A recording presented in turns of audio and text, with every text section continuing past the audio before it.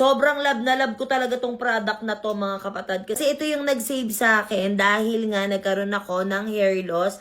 Yes, siguro dala na rin ng stress or kasi nga 'di ba madalas ako nagbo-blower, hindi ko alam kung ano yung isa sa reason kung bakit nagkaroon ako ng hair loss. Ayan. At mga kapatid, alam nyo ba, tumutubo na siya. Legit talaga siya na talaga 10 times growth talaga siya mga kapatid. Ayan. At very basic lang din to. Ayan. Ako ginagawa ko to bago ako matulog. Isa talaga siya sa nagiging night routine. Ayan. Yan. Siyempre hindi lang dapat yung skin natin sa face or yung mga balat natin ang ini-skincare natin. Dapat pati yung anit natin. Ayan. Siyempre nagkakaedad na tayo. So kailangan natin alagaan din yan kung ayaw nating mapanochi pagdating ng araw. O diba? Ayan. Kaya kung ikaw na mga problema ka dyan at nag-hair loss ka din, katulad ko mga kapatid, well, itry nyo na rin tong Dr. Lan, Black Sesame, Black Rice, and Rosemary water spray. Ayan mga kapatid, ayan, igaganyan mo lang yan, mamassage mo lang din yan sa anit mo. Super mura lang din ito at syempre wala namang mawawala kung maniniwala ka. Kasi ikaw naniwala ka dun, kaya ka nasaktan ng lalaking yun. Ay hindi. So kung gusto mo na ganito, ilalagay ko sa yellow basket, mura lang naman din yan.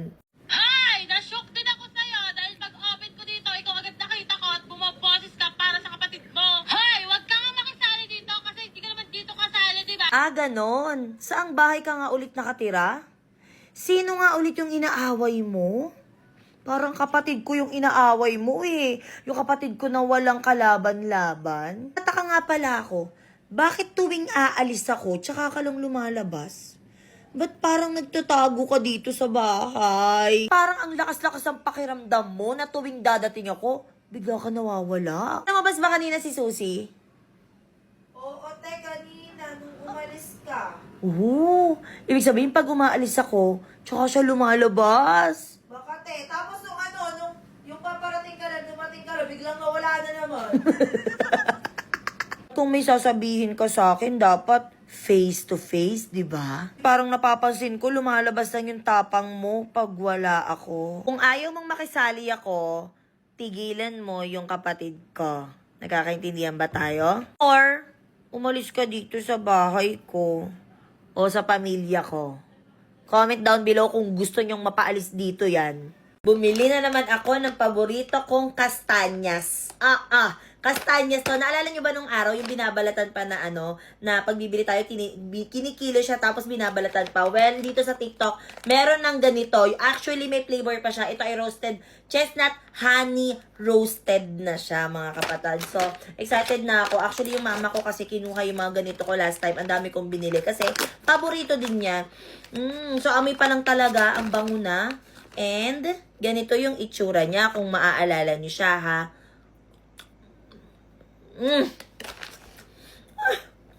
Sarap talaga nito, promise. Alam nyo, dati yung mga nabibili kong ganito, parang plain lang siya. Pero ito, sobrang sarap kasi hindi siya nakakasawa dahil honey flavor siya.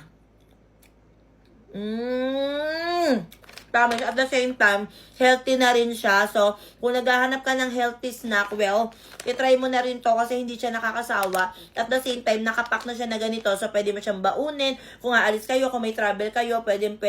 At pwede rin siya ilagay sa mga oatmeal. Yes, mga kapatid, kung kayo talaga ay health conscious. Ayan. So, ilalagay ko sa yellow basket. Itry mo na. Aga-aga kong nagising kasi excited ako. Dahil laban ngayon ng Mr. and Miss Manix Management 2026 ng kapatid ko. Pero tignan mo siya. Tulog pa din hanggang ngayon. Wala. Kala ko pa naman magpe-prepare siya. Ano mo yun?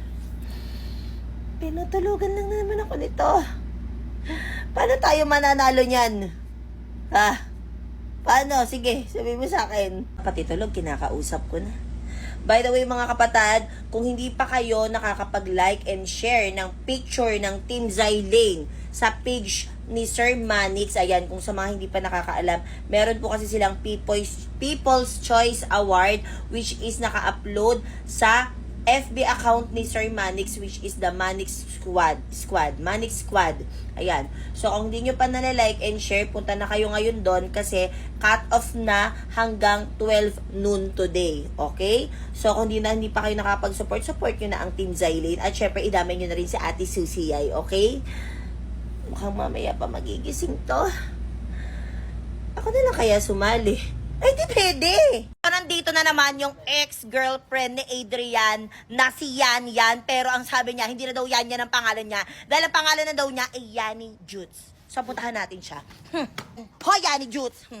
Ha? Ano ba talagang ginagawa mo dito? Ano ba talagang ginagawa mo dito? Bakit sinusundan mo kaming pilit? Ano ba pakailam nyo, ha? Hindi naman ako pumunta dito para sa inyo, para kay Adrian. Baka nakakalimutan mo. Huwag mo akong sagot-sagutin ng ganyan. Baka nakakalimutan mo, kapatid ko, si Adrian, ate niya ako. Huwag mo akong binabastos-bastos ng ganyan, ha? Sorry, ate. Magbuhakan yung buhok ka! Parang ano ka Magbuhakan. ba? Parang di mo naman ako na-miss. Di ba close na close tayo dati, di ba? Mag-best friend pa nga tayo. Best friend tawagan natin, di ba? Wala akong naaalala kahit konti na naging mag-best friend tayo. Tsaka yung kilikili mo. Yung kilikili mo, nagigigil ako. Ganun pa din. Ganun pa din sa loob ng 2 taon. Kung ano yung initim ng kilikili mo, kinaitim ng budhi mo. Naintindihan mo? Naintindihan mo? Kaya ikaw, huwag kang gagawa ng kalokohan dito sa Manix House, ha? Sinasabi ko sa'yo. Sige, ganyan-ganyanin mo ako! Ganyan-ganyanin mo ako! Ha? Tsaka, huwag mo masyadong itaas. Bukod sa maitim na mabaho pa. Tanda mo yung pakabait ka dito. na! Kaya makulimlim yung kilikili mo? Umalis ka nga dito! Pati ugali mo ba kulimlim? Ha? Irita. Hoy, Ina. Ano yung napanood ko sa TikTok, ha? Ano yan? Bakit nakikipagsabwatan ka na naman kay ano? Bakit BFF na naman kayo ni Aryan? Ano naman, yung magkaibigan naman kami dati. Magkakaibigan kayo. Pagtapos yung sabihan tayo ng mukha doon, ay mga bagyena! Ano naman, nagsorry naman siya sa akin. Hindi kasi siya nagsorry sa'yo. So, okay lang sa'yo kahit bastos-bastusin yung ate mo. Hindi ka binabastos, te. O, ano? Sinasabi lang yung totoo. Hoy! Kung mag-usap kayo, parang wala ako. So nandito ka pala? Nandito ka pala, ha? Nilalamig Ha? ako, kaya gusto ko ng hug ng baby ko. Hoy! Hindi kibagay. Ate, Luluwa dyan! ano ba? Wala kasing nagaganto sa'yo eh, kaya galit ka eh. Oo nga! Ganon. Ano? Oo, ganon. Ginaganyan mo na ako. Ginaganyan mo na ako! Kaya ka na naman tayo, gumagawa ka na naman ng sarili mong problema eh. Ano? Gumagawa ka na naman ng sarili mong problema. Ikaw pumasok-pasok Dila-dila ka pa dyan, dumidila-dila ka pa dyan, dumidila-dila ka pa dyan. Ganon. Simula kayo, tandaan nyo to! Wala na kayong ate Aya! Yes! Yes! Magagawa ko na lahat ng gusto ko! Bye-bye, Aya. Ay, ate pala. Susubo ko kayo kay mama! Ito yung literal na karma is real. Panoorin nyo to. Ano ko dyan kay Saidi, ba't may permission siyang pumunta-puntahin dito mga pasino-sino? Ba't ba ang sama-sama mo? Ha? Talaga masama na kung masama. Wala na akong pag-alam sa mga pinagtala ba yun sa akin, ha? Yan, oh. Grabe, oh. Oh, di ba? Di ba? Grabe. Buti na lang nandyan si Ate Cyrene ni Elaine, oh. Tingnan mo, ha? Grabe. Buti na lang din nando si Mami B. Diba? Kahit ako na-shock din ako niyan eh, noong mga time na yan eh. Tignan niyo yung ginawa sa kanya ni Cyrene, ha? Diba?